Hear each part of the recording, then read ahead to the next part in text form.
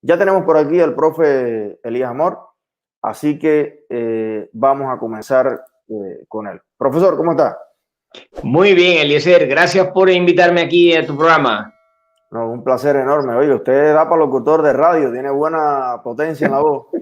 Bueno, yo creo que los cubanos aportamos todos un poquito de ese tipo de cosas, ¿verdad? Aunque mi acento está un poquito distorsionado también porque llevo 50 años viviendo aquí en España, que son muchos años. Pero bueno, vamos a Bueno, ver. pero usted nació en España entonces, porque debe conocer No, por ahí. no, yo soy viejito ya. No, yo tengo un año más que la revolución. Tengo 62, nací en Santiago de Las Vegas, en La Habana, en Cuba, en 1958. Entonces no le podemos atribuir esa potencia ni a a la carne rusa, ni... Sí, comí carne rusa, comí mermelada de flores que venía de Bulgaria, comí mucho maíz, comí mucho arroz, comí mucho... En aquella época en la que yo era chiquito en Cuba, yo me fui de Cuba con 10, 11 años, había épocas en las que lo único que había era maíz. Y entonces comíamos frituritas de maíz, guiso de maíz, harina, y nos pasábamos comiendo una semana eso. Luego llegaba mermelada de flores de Bulgaria. Luego llegaba aquella carne rusa de color gris oscuro que no había quien se la comiera. Comíamos lo que podíamos. A ver, los años 60 fueron malos, pero yo creo que comparativamente con lo que se ha vivido en épocas como el periodo especial, fue una época buena realmente. O sea Bueno, que... entonces a lo mejor es que ni la piña ni el limón son la base de todo, sino que es el maíz. Pues seguramente, porque yo he comido mucho maíz y es una de las cosas que aquí en España desgraciadamente no existe. Bueno, ahora sí, pero hubo mucho tiempo que en España el maíz se criaba para alimentar al ganado y era muy difícil conseguir el maíz en los mercados y hacer tamales y hacer guiso de maíz. Y en mi cultura gastronómica está el arroz con los frijoles negros, el lechón asado, está la mermelada de guayaba con queso, está el pudín diplomático y no sigo hablando porque se me está haciendo la boca agua. Eso también está en la cultura gastronómica de los 11 millones y medio de cubanos que están en Cuba, pero usted sabe que el puerco asado y la yuca y todo eso son patentes cerradas de los Estados Unidos. Sí, lo sé, porque No cuando he podemos, tenido... no podemos comprarlo en Cuba por el embargo, el puerco, ni el maíz, ni nada. Ya cuando yo era chiquito en Cuba, matar una res era un delito condenado con prisión. Recuerdo una vez un amigo de mis padres por allá por la zona de Alquizar que fue detenido precisamente porque, bueno, pues mató una res para una comida que organizó en su casa y tal, y bueno, pues fue condenado a prisión, estuvo como 4 o 5 años, y ese tipo de delitos ya existían. Y bueno, pues comer un lechón asado en Cuba era lo que hacíamos en mi familia, era que en casa de un amigo teníamos una persona que cuidaba un cochino desde pequeñito y luego lo hacíamos engordar y eso era nuestra, digamos, nuestra cena de Nochebuena. Ya te digo que en los años 60 en Cuba habían problemas, evidentemente, pero en principio nada comparado con lo que luego me han contado los cubanos que llegan a España y que han vivido la época del periodo especial y los últimos años que la situación es agónica, tú lo sabes mejor que yo. Bueno, el tema es que en los 60 todavía quedaba una inercia de esa Sí, infraestructura productiva porque antes de los 60 dependíamos de nosotros, pero así es. después de los 90 o hasta los 90 dependíamos de los rusos y después de los Así es. venezolanos y después de los chinos. Entonces, la única etapa en la que Cuba ha dependido de Cuba es esa imperfecta república, pero que construyó la Cuba que conocemos. Correcto, sí, señor. Es más, hay estudios hechos por economistas de la Asociación para el Estudio de la Economía Cubana, en donde se destaca, por ejemplo, que desde el año 59 hasta el año 64, más o menos, es decir, en un quinquenio, la economía cubana tenía la potencia arrastrada de la década de los años 50. Es decir, no había que hacer nada. Ella sola evolucionaba sin ninguna, digamos, bueno, ellos lo que pasa es que los revolucionarios tomaron medidas que trastocaron todo, ¿verdad? Pero la economía cubana tenía tal dinamismo en los años 40 y 50 del siglo pasado que durante los primeros 5 años, 6 años de la revolución no había que hacer nada, funcionaba sola. El desastre llegó cuando se plantearon el objetivo de 10 millones de la cosecha del año 69, después de la ofensiva revolucionaria del 68, y en esos 2 años se fraguó el desastre que vino después hasta la institucionalización soviética. Esos son años malos, pero en principio los peores son los que vienen a partir del derrumbe del socialismo real. Y bueno, ahí hay unos años malos, y desde el año 2014 para acá, después de la apertura que se inició en época del presidente Obama, bueno, pues todo eso ha caído en saco roto y la economía cubana lo está acusando. Está acusando una debilidad muy grande en los últimos 6 años. Profe, entrando Sí. en materia, y me parece genial que hayamos hecho este brevísimo recorrido de cómo se ha llegado hasta aquí. Muy bien. Hay un opositor cubano brillante que yo leo mucho, que se llama Eliezer Ávila, no sé si usted lo conoce. Sí, lo conozco, tengo el gusto. En uno de sus artículos Sí. había una frase que me llamó la atención, que decía, el problema de las monedas no está en las monedas. Correcto. ¿En qué le hace pensar esa frase? Bueno, pues que te hubiera puesto una nota muy alta si tú hubieras hecho el examen de la asignatura, ¿verdad? Es que últimamente en Cuba se está hablando mucho de la unificación monetaria y cambiaria, hasta en Granma, en Cuba Debate. Es una cosa como que les ha entrado el sarpullido. Llevan desde el año 2011 hablando de eso, pero realmente ahora les ha entrado como una prisa agónica. Y el problema no es la unificación monetaria, como tú has dicho, Licer. El problema es conseguir que una vez se logre esa unificación monetaria y cambiaria, la economía no explote, la economía se estabilice. Y ese es el contenido de lo que hoy he declarado en una entrevista que me ha hecho Carlos Cabrera en Cibercuba, analizando estas cuestiones que coinciden en esencia con lo que tú has dicho. El problema no es la unificación. La unificación monetaria se podría hacer en 2, 3 años, si hubieran querido. En el año 2011, cuando lo anunciaron en el partido, es una operación económica que está bastante estudiada por los autores. Por ejemplo, aquí en Europa se hizo la unificación monetaria en el euro a partir de monedas de diferentes países. Óigame, eso no se hizo de la noche a la mañana. Prácticamente estuvimos una década con políticas económicas, con diseños estratégicos para conseguir el objetivo, que fueron, por ejemplo, lo establecido en el Tratado de Maastricht, que había que cumplir obligatoriamente. Esto es una política económica seria. Lo que se está haciendo en Cuba desde el año 2011 es desconocido. Y el año pasado, cuando empezaron a tomar medidas como, por ejemplo, aquello de que cuando usted pagaba en CUC, se aceptaba que el cambio se lo dieran en pesos cubanos, que algunos pequeños emprendedores hicieron bien y empezaron a poner carteles de no aceptamos CUC, etcétera. Con eso lo que hicieron fue pues, justamente lo contrario de lo que se tiene que hacer en una política económica rigurosa, ¿no?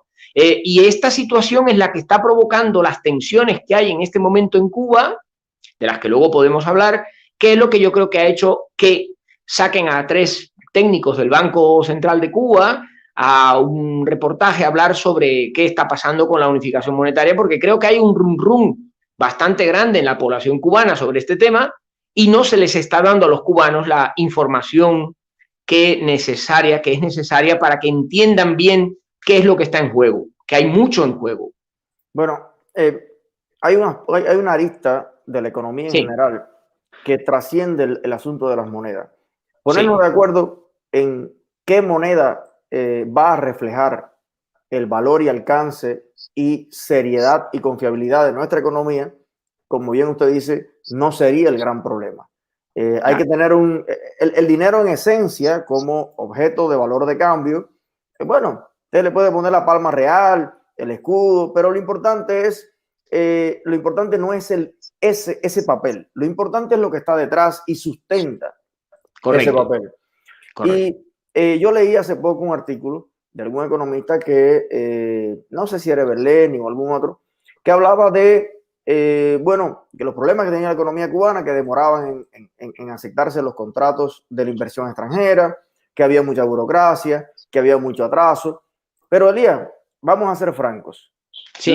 Lo que deseamos es que la dictadura funcione mejor o que no haya dictadura. O sea, ¿cuál es el costo político? ¿Cuál es el costo económico para los cubanos de tener una dictadura política? Bueno, el coste económico lo vemos todos los días.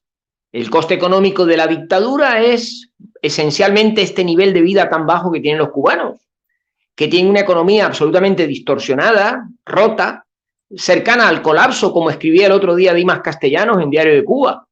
La economía cubana es un auténtico desastre. No existe un país en el mundo que tenga una economía tan mala, tan deficiente, tan mal organizada. El modelo de planificación central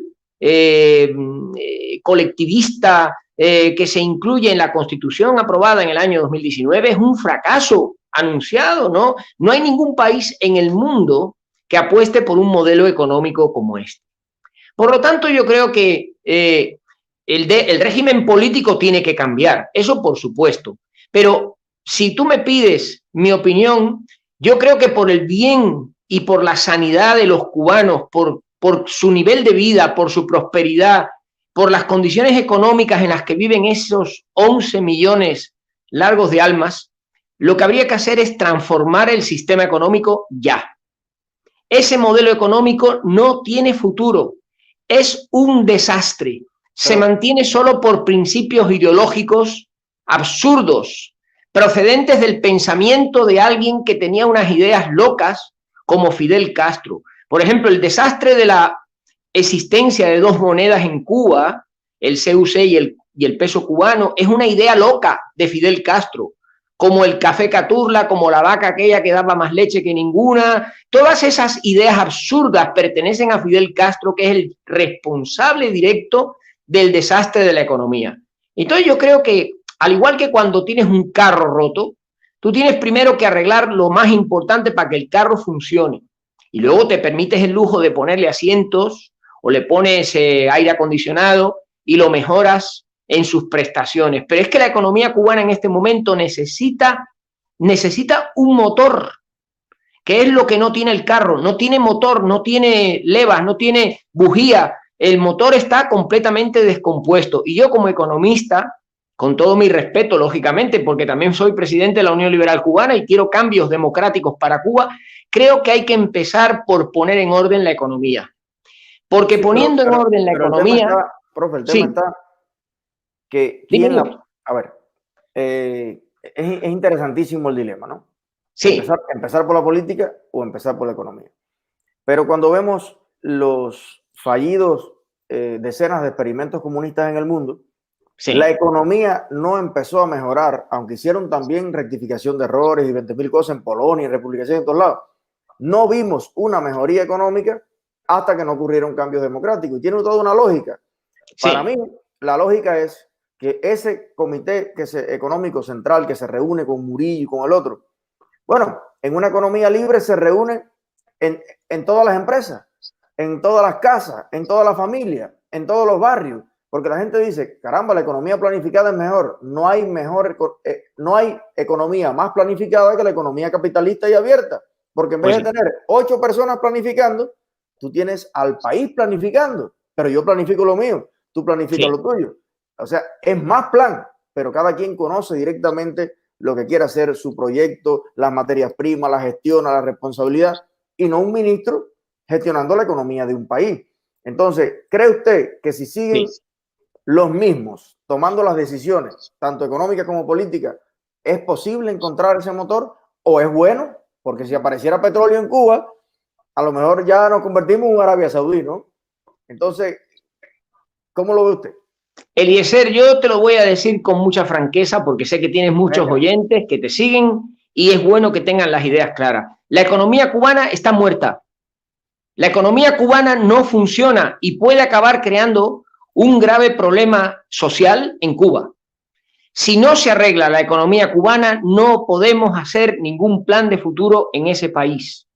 La situación de las economías del este de Europa, por ejemplo, que lo conozco bien porque lo viví y tuve la oportunidad de hacer de consultor en algún país del este de Europa en sus transformaciones económicas hacia la privatización, es que allí la democracia pasó a ser la prioridad número 1, porque el modelo sistema político se cayó, se vino abajo y hubo que enderezar los países a partir de unos cambios que al principio, a ver, eran democráticos, pero manteniendo estructuras, como pasó en la República Democrática de Alemania, que hasta que se produjeron las primeras elecciones en el año, creo que fue 91, 92 o 93, el sistema de la RDA seguía funcionando con reformas económicas y privatizaciones.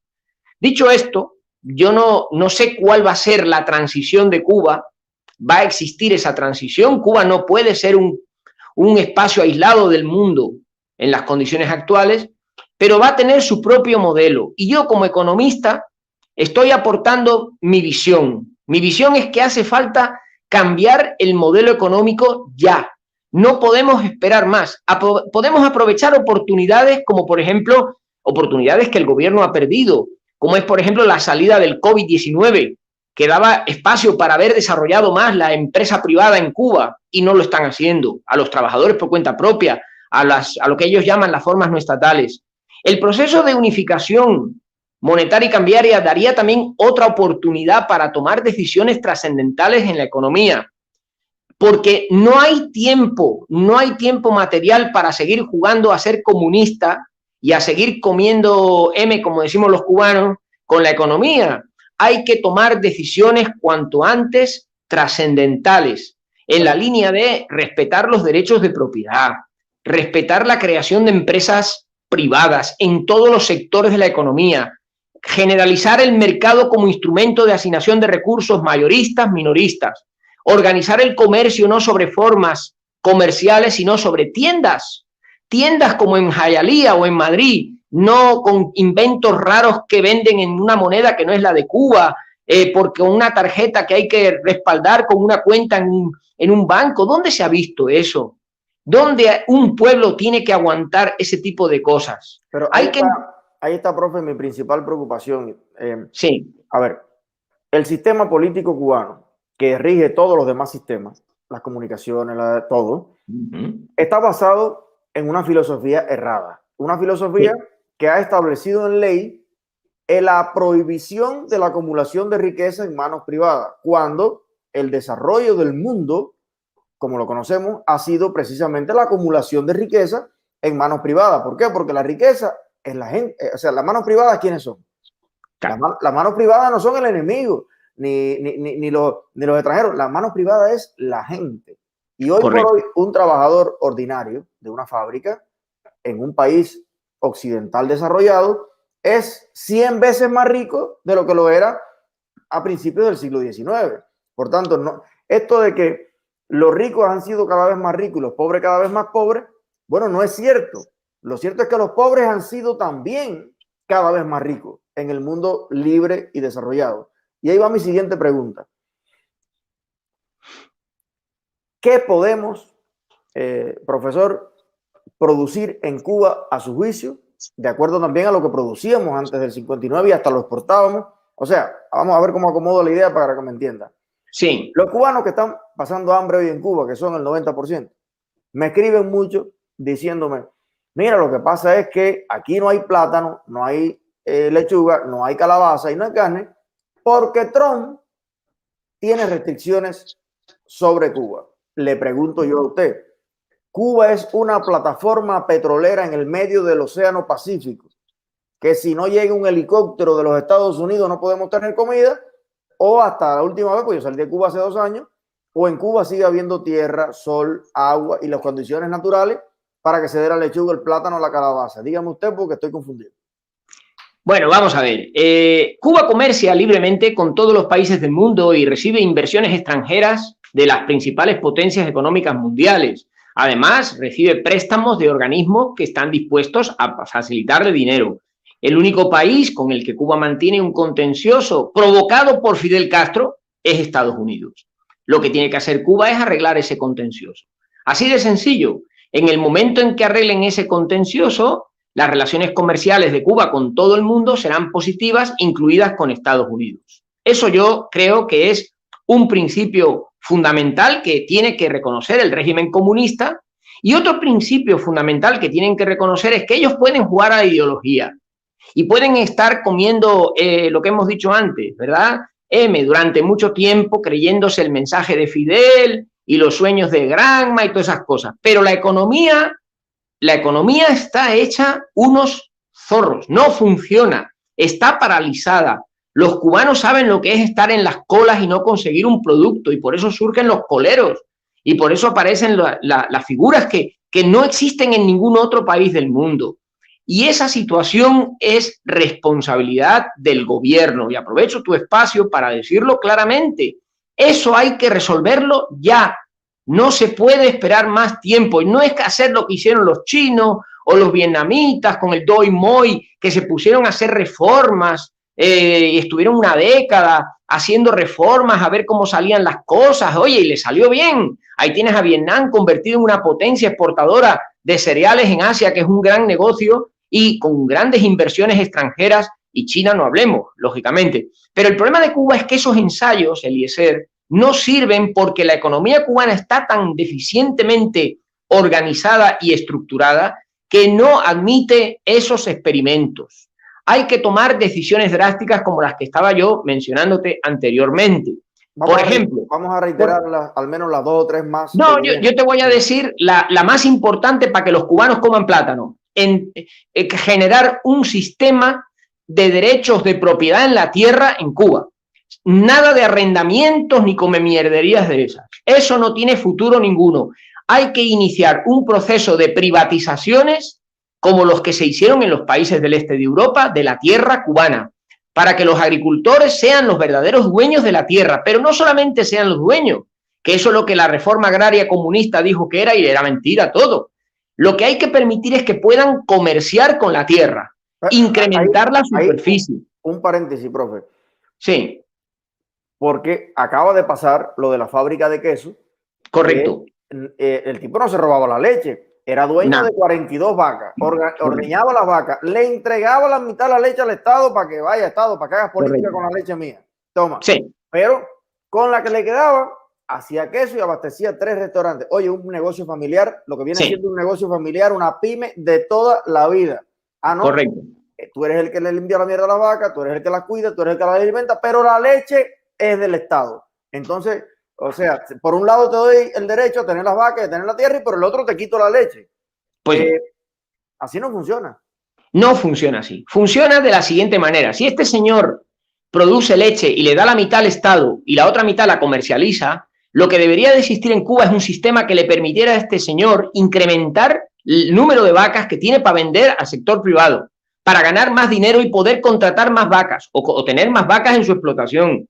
Es decir, lo que en Cuba existe es una limitación técnica a la escala de producción en la agricultura, que es lo que impide que los productores agrarios obtengan cosechas rentables para luego ser vendidas en los mercados de consumo, al margen de que acopio es un desastre como distribución mayorista y no ha tenido nunca ninguna justificación que el Estado se encargue de llevar las cosechas de los campos a los mercados en las zonas urbanas.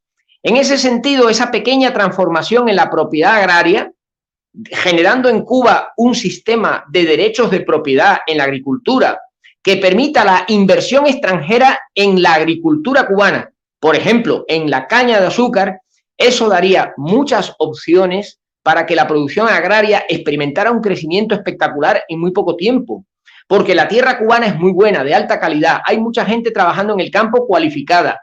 El aguajiro cubano que me está oyendo sabe muy bien lo que tiene que hacer para sacar cosechas de boniato, de ñame, de malanga, varias al año. Entonces, ¿eso por qué no se genera en Cuba? Porque no existe la motivación del que fabrica los quesos que tú mencionabas antes. Cuando tú eres dueño de la tierra y la puedes incrementar o la puedes disminuir o puedes hacer con ella lo que creas conveniente sin ningún comunista que te diga lo que tienes que hacer, eso funciona. Y ahí, por ejemplo, el régimen tiene opciones de cambios y de transformaciones. Olvidarse un poquito de la ideología trasnochada y obsoleta de Fidel Castro, asumir el fracaso histórico y lanzar un plan de privatización de la tierra en Cuba que permita alcanzar economías de escala. Esto te garantizo que si se hace bien, en 2 años la producción agrícola de Cuba abastece a todos los cubanos y además genera excedentes comercializables en el exterior.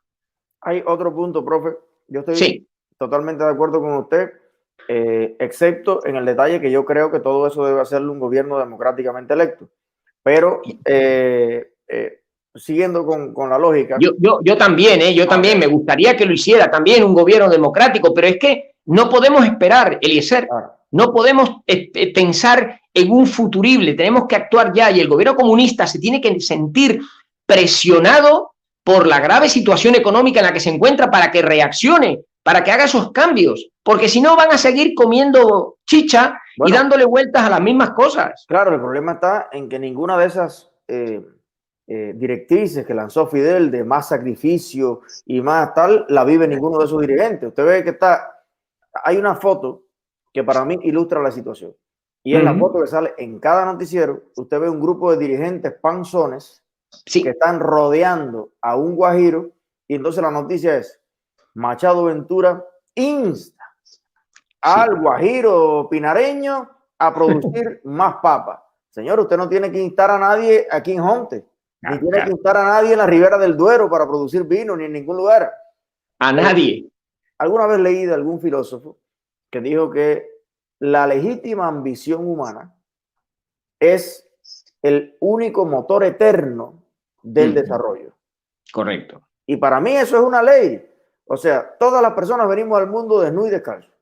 Sí. Y queremos a lo largo de nuestra vida satisfacer nuestras necesidades económicas, materiales y espirituales también. Entonces, esa energía ya nos la dio Dios. No nos la tiene que dar el Comité Central de ningún partido. Ya lo tenemos. Lo que tiene que hacer un gobierno, un partido, es hacer cada vez más viable, justa, democrática, libre y, vamos a decir, genuinamente estructurada esa competencia o esa convivencia económica entre los seres humanos para que podamos cada cual impulsar nuestro proyecto. Pero eso de tener un partido que lidere los esfuerzos de la tal, yo creo honestamente, profe, que con esta constitución, o sea, porque fíjense que tendríamos un dilema. Para desarrollarnos tendríamos que incumplir la constitución. O sea, si tú dices que te vas a pegar a la ley y al orden en Cuba, tienes que eternizar la pobreza, porque esa ley y ese orden está mal y está estructurado para que usted no avance. Pero si es que ellos son los primeros que van en contra de la Constitución. Tú recientemente habrás leído, porque tú sigues de cerca la información procedente de Cuba, el anuncio que han hecho de que van a crear bueno, pues un mercado para que los cubanos y las empresas que están en Cuba compren deuda pública del gobierno. Yo cuando leí eso me llevé las manos a la cabeza, porque cuando una persona compra deuda pública, no lo hace por caridad cristiana, lo hace porque tiene un patrimonio con esos títulos que le da una riqueza, que es el tipo de interés que obtiene de la deuda pública, que en unos casos se anticipa y en otros casos se cobra cuando vence el título. Óigame, eso es lo mismo que comprar una casa y ponerla en alquiler, o abrir un negocio y cobrarle a una persona por la gestión del negocio. ¿Por qué eso no se puede hacer en Cuba y en cambio sí se puede comprar deuda pública? A mí me gustaría que algún cubano que sea jurista metiera una buena demanda al gobierno en cuanto salga las operaciones de deuda pública por violar la Constitución cubana del 2019. Es que ellos mismos se meten en líos porque son ignorantes de los principios fundamentales de cómo funciona una economía de mercado, que tú lo has dicho antes, lo has resumido muy bien, la motivación. Eso es lo que lleva a un ganadero de cerdo porcino en Extremadura a cuidar con mimo para que los cerdos coman bellota y luego el jamón salga tan bueno que los chinos lo compran todo pagando unos precios 3 y 4 veces superiores a lo que el jamón serrano se vende en España. Y ese productor de jamón es millonario gracias a eso, a que se levanta todos los días bien temprano, está motivado, ha encontrado clientes en China que le compran el producto y muchos españoles nos tenemos que ver en la dificultad de comprar el jamón, pero bueno, porque esos cerdos no se multiplican como los panes y los peces, pero ese señor está ganando dinero y eso es muy bueno para la economía española. Y aparte, el progreso económico, o sea, el enriquecimiento privado, yo le veo todos beneficios y no le veo ningún perjuicio. Claro. ¿Por qué? Porque ese señor que es millonario aporta millones de impuestos también. Ya viste que a Shakira le van a tumbar 14 millones de euros ahora. Bueno, ese es el dinero que desgraciadamente también tiene el sistema. Digo desgraciadamente porque los gobiernos socialistas cada vez aumentan el gasto público y tienen que aumentar los impuestos. Pero de ahí no se dan cuenta que hay muchos estudiantes que están accediendo a becas, que embarazadas que están accediendo a ayudas y no han aportado eso a la seguridad social, jóvenes que están en el paro. O sea, ¿quién se perjudica con el enriquecimiento de las pymes? ¿Usted conoce a alguien?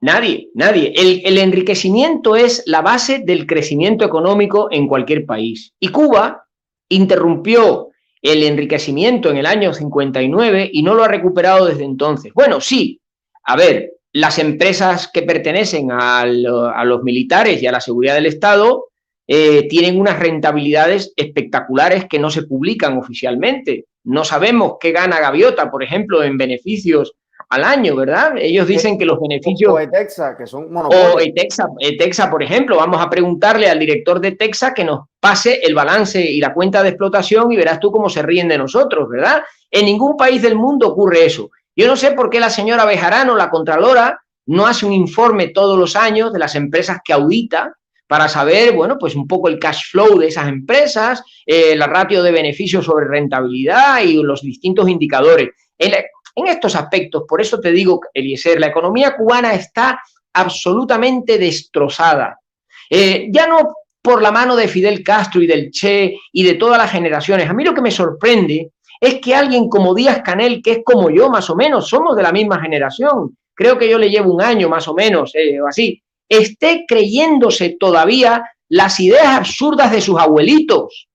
Aquí en España, cuando Franco se murió, se enterró el franquismo y vino la democracia y vino la transformación económica, y España es un país que no tiene nada que ver con lo que había antes del año 75. Pasó igual en Chile. Ha pasado en todos los países en donde existen dictaduras, en donde hay ideologías que, como tú decías muy bien antes, secuestran al pueblo y le dan el poder a solo una parte de ese pueblo. Bueno, pues como todos queremos la democracia, para que la democracia crezca y se desarrolle, lo más urgente en este momento en Cuba es transformar la economía. Y yo creo que si el gobierno no lo hace, estará cometiendo una traición al pueblo cubano y habrá que demandárselo. Otra más. Tú fíjate lo que te estoy diciendo. Una cosa es que hagan la transición a la democracia, como aquí en España, que las cortes franquistas se hicieron el harakiri con Adolfo Suárez al frente para transformar a España en democracia. Si eso en Cuba no lo hacen, la historia ya les castigará. Pero no transformar la economía cubana, no aprovechar las oportunidades que se le ofrecen para que la economía cubana pueda progresar, mejorar, cambiar sus estructuras, que los cubanos no se vean obligados a hacer colas por un cuarto de pollo. Eso es inaudito en el mundo. Bueno, pues yo creo que ahí es donde está la gran visión estratégica de los líderes, y ojalá que esta generación que ahora está cogiendo el poder en Cuba reaccione. Yo lo único que les pido es que reaccionen, que piensen en sus compatriotas, la gente de la calle, la gente que encuentran todos los días, porque la situación es realmente dramática. Profe, no hay otra palabra. Hay un mito que a mí me gustaría ponerlo sobre la mesa y a ver qué usted piensa sobre él. Cuando yo entablo discusiones, debates con personas cercanas a la extrema izquierda, al comunismo, y hablamos sobre el desarrollo de Cuba, ellos plantean como que, ¿pero qué tú vas a comparar? Cuba es un país del tercer mundo. Me lo dicen como si los países nacieran para ser de un mundo. O sea, como si la capacidad transformadora de los sistemas económicos, políticos y de los seres humanos en general no existiera. Cuba nació para ser pobre. Entonces, bueno, yo le digo, me dicen, bueno, pero es que Cuba no tiene petróleo, Cuba no tiene grandes recursos naturales. Y yo le pongo el ejemplo de Japón. En Japón hasta para sembrar lechuga tienen que hacer un lechugario de esto que hacen y ponerle el oxígeno por un lado y el agua por el otro. Y en Japón no falta nada. Entonces, la pregunta es, después de 61 años invirtiendo casi el 30% de nuestro Producto Interno Bruto en formación técnico-profesional, ¿no debiéramos ser nosotros una potencia tecnológica y que usted llegue a una parada y le diga ahí una pizarra por dónde viene la guagua, por dónde sale, que pagáramos con tarjeta, que hiciéramos? Cuba es el único país del mundo donde usted no puede pagar con tarjeta en todos lados. ¿A dónde ha ido la inversión en capital humano que se ha hecho en estos 61 años? Bueno, yo eso lo explico a mis alumnos en la Facultad de Económicas y, por supuesto, a los de extrema izquierda. Les explico cuál es el problema fundamental con Cuba, ¿verdad? Y lo explico siempre poniendo ejemplos muy sencillos que he visto a lo largo de mi vida en estos 50 años que llevo viviendo en España. Mira, yo te voy a poner un ejemplo. Los españoles tienen también un nivel de cualificación bastante alto. España ha hecho mucho esfuerzo en inversión, en educación a lo largo de los últimos años y el país, bueno, pues alcanza el nivel de desarrollo que tiene en el mundo, que bueno, está entre los 20 primeros países, bien. Los cubanos que llegan a España, la mayoría de los que yo conozco, pasan una temporada difícil hasta que los papeles se resuelven, muchos vienen ya con la nacionalidad española por la ley del abuelo, etcétera. Lo que te quería trasladar es que muchos de esos cubanos llegan a las empresas españolas y se ponen a trabajar y al cabo de unos 6 meses están de jefes de planta. Al cabo de un año empiezan a tener puestos directivos y cuando pasan unos cuantos años se convierten en la mano derecha del dueño. Esto lo he visto en muchísimas ocasiones en mi vida, con ingenieros de la CUJAE, con auditores, con contables. Lo he visto con los médicos que vienen a España a trabajar. Lo he visto con arquitectos, urbanistas, que vienen con altísimos niveles de cualificación y que en Cuba se estaban comiendo, como decimos aquí en España, el marrón, y llegan a España y progresan con una enorme rapidez. ¿Por qué ocurre esto? Porque el sistema económico cubano, a pesar de que forma y cualifica a los trabajadores, los convierte en piezas de un engranaje obsoleto que, bueno, lo máximo que pueden aspirar es a ganar 800 pesos al mes, que es el salario medio que se paga en este momento según las estadísticas de la ONEI.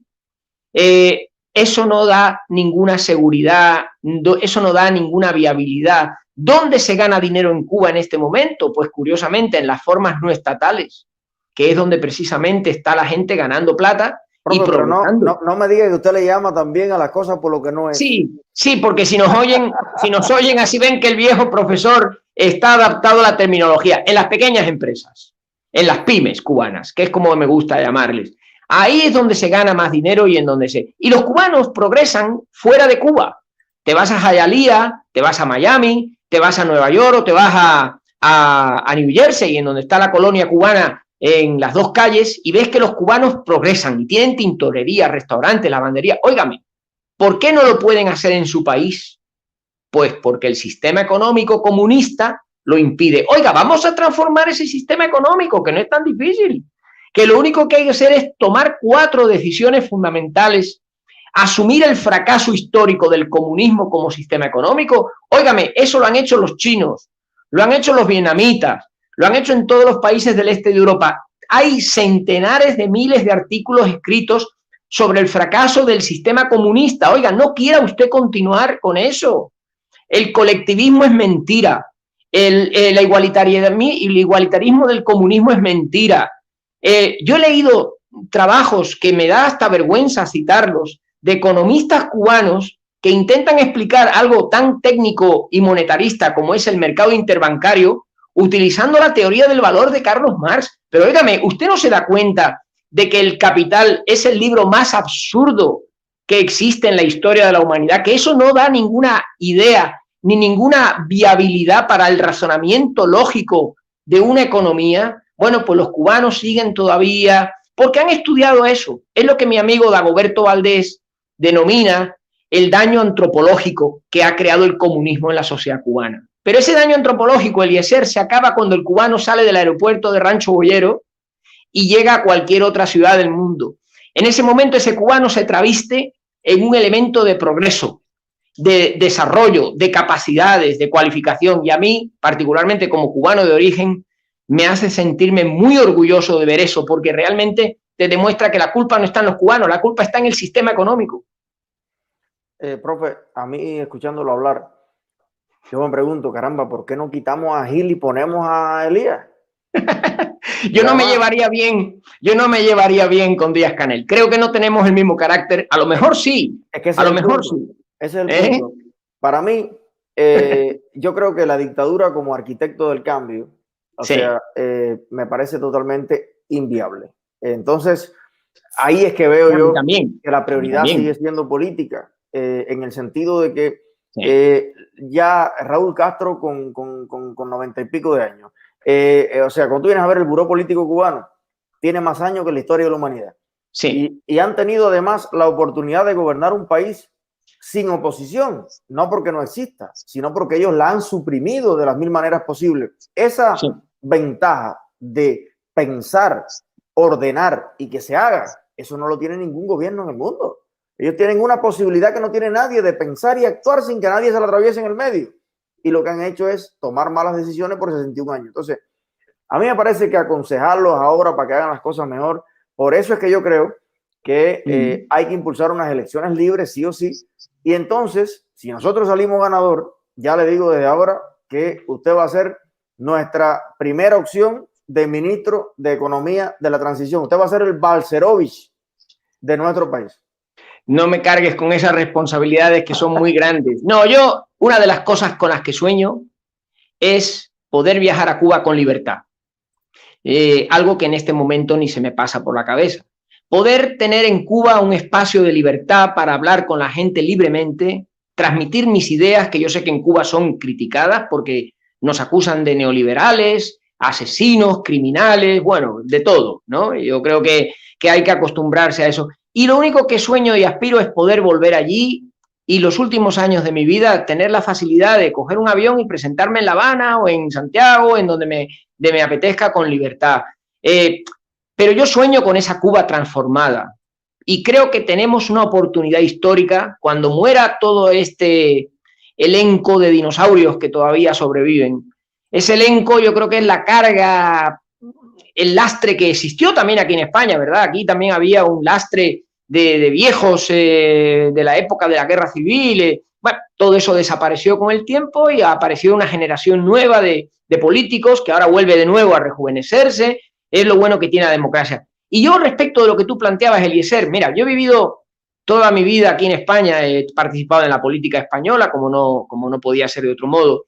Y yo creo, fíjate, que un gobierno que no participa de las voluntades plurales que existen en la sociedad, es un gobierno mucho más cerrado, acomplejado, inmóvil, incompetente como el de Cuba, cosa que, por ejemplo, aquí en España, cuando teníamos que desempeñar cargos políticos, nos reuníamos con gente de sindicatos de izquierda, comisiones obreras, UGT, con asociaciones de empresarios que pertenecían justo al otro lado del espectro, con partidos políticos de diferentes ideologías, y yo conseguía incorporar a las políticas que estaban en mi área de gestión todas esas visiones alternativas y muchas de ellas contrapuestas, y te puedo asegurar que salían actuaciones mucho mejores y de más calidad que cuando se diseñaban por un solo partido. En ese sentido, creo que Díaz-Canel, otra de las cosas que está perdiendo, y eso lo he escrito yo en algún artículo también, en mi blog o no sé dónde fue, creo que una de las cosas que debería hacer es sentarse con todos los colectivos que están surgiendo en Cuba dentro de la sociedad civil independientemente del régimen. Ahí tiene él a los cuentapropistas, ahí tiene él a las agrupaciones de agricultores independientes, ahí tiene también a grupos de la oposición interna, think tanks que funcionan en Cuba. Yo creo que todos esos colectivos y muchos más podrían ser llamados a una mesa para ser escuchados. Y yo creo que si eso lo hiciera Díaz-Canel, estaría dando pasos que le permitirían tener un conocimiento mucho mejor de la realidad de Cuba y tomar decisiones mucho más sabias de las que por desgracia toma su gobierno. Es un consejo que le podemos dar desde aquí. Yo la verdad que, bueno, valoro mucho y sé que usted habla desde la mejor intención y del fondo de su corazón, pero tenemos también la experiencia de Venezuela, donde cada vez que Nicolás Maduro está en el pico Laura, llama a la mesa.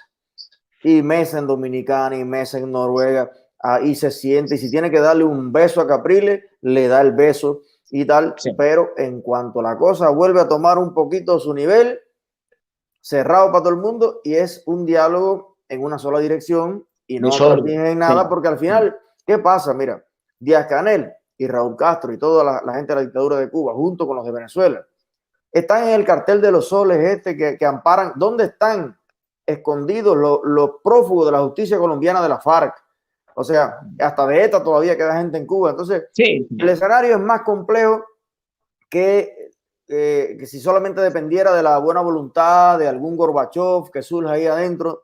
Yo creo que ellos están comprometidos con las peores mafias del mundo, sin contar Irán y Putin y todo lo que hay detrás. Entonces, de todas maneras, sí creo que si Díaz-Canel, por todos esos compromisos mafiosos y diabólicos, no puede sentarse en esa mesa, yo lo que creo es que pues, se puede hacer la mesa sin Díaz-Canel también, y que se sienten todos esos actores, todos esos Sintán, todos los cubanos, y decir, bueno, la sociedad cubana aquí representada, mucho más que por el Partido Comunista, tenemos que impulsar estos cambios que hacen falta dentro y fuera de Cuba, porque también creo que esos 3 millones de cubanos y descendientes que estamos por el mundo, si somos el 60% del PIB de Cuba, bueno, no podemos ser el 0% de las ideas de Cuba.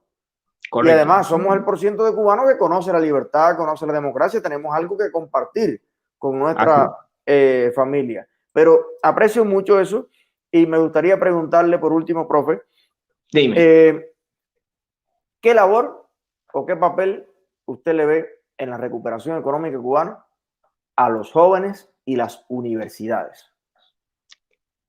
Bueno, yo creo que me has puesto 2 ejemplos de sectores que van a tener que desempeñar un papel fundamental.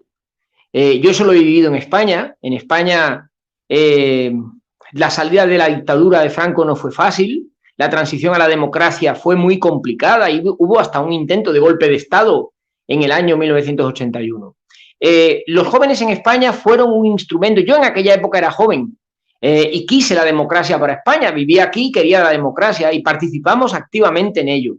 Hicimos muchas manifestaciones, tomamos posiciones muy claras en contra de la dictadura y a favor de la democracia. Eso nos costó represión. En aquella época todavía había represión. Yo, por ejemplo, recuerdo una vez saliendo de la facultad en donde estudiaba economía, muy joven, y allí teníamos a los policías dándonos palos y sacándonos a palos de dentro de la universidad, a los que íbamos saliendo, ¿verdad? Hombres y mujeres sin distinción.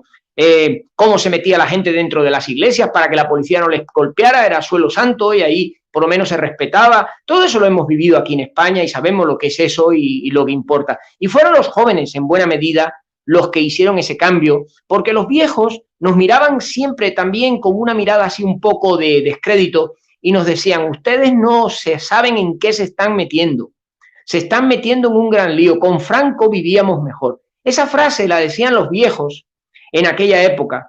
Y bueno, pues los jóvenes decíamos, no, sin Franco viviremos mucho mejor y vamos a luchar por ello. Y como en aquella época estábamos todos en las universidades, porque en España se podía estudiar en la universidad gratis prácticamente, no hace falta tener un sistema comunista como en Cuba para estudiar gratis en la universidad. En España la sanidad pública es gratuita. Es bueno que los cubanos lo sepan, la educación escolar prácticamente es gratis, es pública. Como de todas maneras, para no estar de acuerdo en todo, yo es que cuando oigo un economista mencionando la palabra gratis, me entra... Bueno, gratis, sí, es verdad, tienes toda la razón del mundo, se paga con los impuestos, evidentemente, pero bueno, la gente accede gratuitamente en el sentido de que, claro, es lo que los cubanos tampoco lo tienen gratis, los cubanos lo pagan y bien pagado, que hemos hecho trabajo. La educación y la salud más cara del mundo. La más cara del mundo, efectivamente. No tiene calidad. Correcto, que te come un 16% del Producto Interior Bruto, que eso es un coste elevadísimo. Sí, pero bueno, en España, me preguntabas por las universidades, pues un agente fundamental. Gracias a ser un agente fundamental del cambio, las universidades españolas tienen lo que muy pocas universidades del espacio europeo, que es autonomía universitaria total con respecto al poder político, que ese fue uno de los grandes logros de las universidades en la transición. En ese sentido, bueno, pues yo te puedo asegurar que son 2 factores fundamentales que ojalá que en Cuba se activen y se pongan en funcionamiento, porque, bueno, son los que más tienen que ganar con la transformación de la economía y de la sociedad cubana hacia la democracia y la libertad que queremos todos. Claro que sí. Profe, es tan placentero hablar con usted y escucharlo. Bueno. Lo mismo, lo mismo para mí. Sí. Yo tengo especial cariño también por ti. Creo que eres un joven que hay que seguirte de cerca. Bueno, eso mismo decía la seguridad del Estado. Pero yo te seguiré con cariño siempre y no así, hombre. Yo no voy a... Un mulato ahí pegado. No, yo te lo hago con especial interés y cariño porque creo que tienes mucho que aportar. Ya verás. Elías, a mí me gustaría de todo corazón hacerte Sí, un pedido. Hay dime. 3.674 personas que nos están viendo, son casi 4.000 personas live. Mm. Y entonces yo cada vez que voy a pedir algo grande, lo pido en público porque cuando uno pide en público al otro le da pena. Profe, usted podría tener 5 minuticos, tal vez semanal con nosotros, de acuerdo al tema que esté en la actualidad y darnos un poquito su visión para orientar sobre todo. Mire, el 84% de los seguidores de mi canal están entre 18 y 35 años. Fíjese usted. Y 200.000 personas de dentro de Cuba, de IP.cu, visitan el canal cada 28 días. Y yo creo que eso es una gran responsabilidad. Y estoy Lo tratando es. de que este canal, más que otra cosa, sea una especie de universidad cívica, económica, que transmita desde nuestra visión, que no es el 100% de la razón, pero que No, sea no. una piedra angular de formación económica y política para nuestros jóvenes, sobre todo. ¿Usted nos aceptaría 5 minutos a la semana decirnos más o menos lo que piensa de lo que esté pasando en economía? No solo lo acepto, sino que además estaré encantado de atenderles. Ustedes ya saben que pueden contar con este viejo profesor cuando quieran. No, por favor. Y mando un saludo a todos los cubanos que nos están viendo y les deseo todo lo mejor. Cuídense mucho, que la pandemia no acabó todavía y que hay que intentar por todos los medios evitarla. Es una gran enfermedad mala, mala, muy mala, y tenemos que hacer todo lo posible por estar sanos. Gracias, profe. A Y ustedes. cuídese mucho de la pandemia y de Pablo Iglesias. Bueno, de ese ya estamos bien protegidos, no te preocupes que bien conocido lo tenemos, sí señor. Es Profe, un fenómeno, sí, Pablo siga. Iglesias, otro día dedicamos 5 minutos a hablar de Pablo Iglesias si tú quieres. Pablo Iglesias es un ejemplo de cuando las cosas salen mal en materia de economía. Si tú quieres un día yo te lo explico eso. Bueno, pues mire, la semana que viene vamos a meterle porque Pues, tenemos ya 130 y pico de mil cubanos que tienen poder de voto en España y que pues sí, yo siento que, bueno, la inmensa mayoría no vota, pudiendo hacerlo. Y yo creo que es importante también en todas sí, partes del mundo poner nuestro granito de arena muy para bien. preservar la democracia y preservar los valores sagrados de la libertad. Bueno, pues la semana que viene vamos a cometer el análisis de por qué Pablo Iglesias es un fracaso de la política económica española. ¿Te parece Buenísimo, bien? profe. Gracias por estar Bueno, ahí. a ustedes, gracias también a ustedes. Bueno, cuelgo, venga. Éxitos. Gracias, igualmente.